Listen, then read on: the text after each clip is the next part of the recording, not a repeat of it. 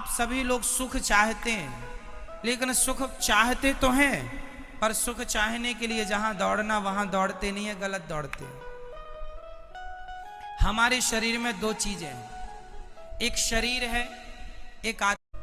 हमारे शरीर और आत्मा अलग है, ये तो हम पहले भी आपको 1000 बार बता चुके हैं। आगे सुनो इससे। क्या हम आंखों से देख सकते, आंखों से सुन सकते हैं?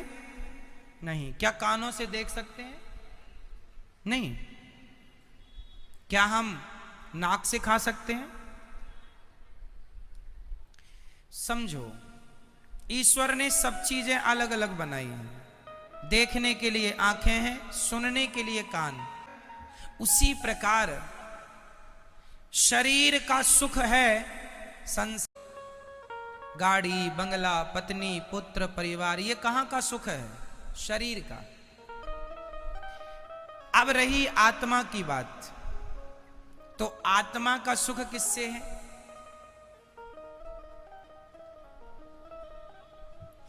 समझो समझो, चलो मैं साइंस से जोड़ता हूं इस सब्जेक्ट को।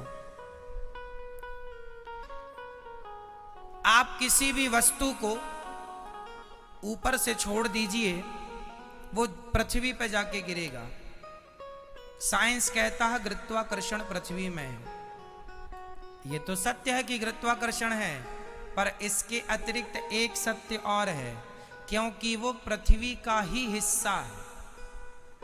इसलिए अंश अपने अंशी की ओर भागता है। जैसे ये पुष्प, ये किसका अंश है?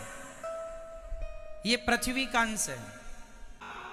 2-4 दिन, 1 हफ्ता, महीने भर रख दो, ये अपने आप माटी हो जाएगा, हाँ या ना? तो ये किसका अंश हुआ? मिट्टी का।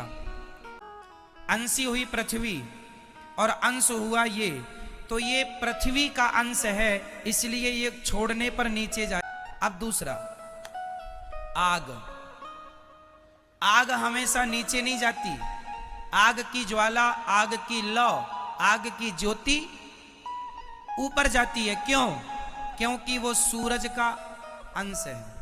हर अंश अपने अंशी की तरफ भागता है। हर अंश कहां भागता है? अपने अंशी की। तो सूर्य की तरफ भागती है ना आग की ज्वाला, हमेशा ऊपर। तीसरा, इस धरती की नदियां हमेशा किसकी तरफ भागती हैं?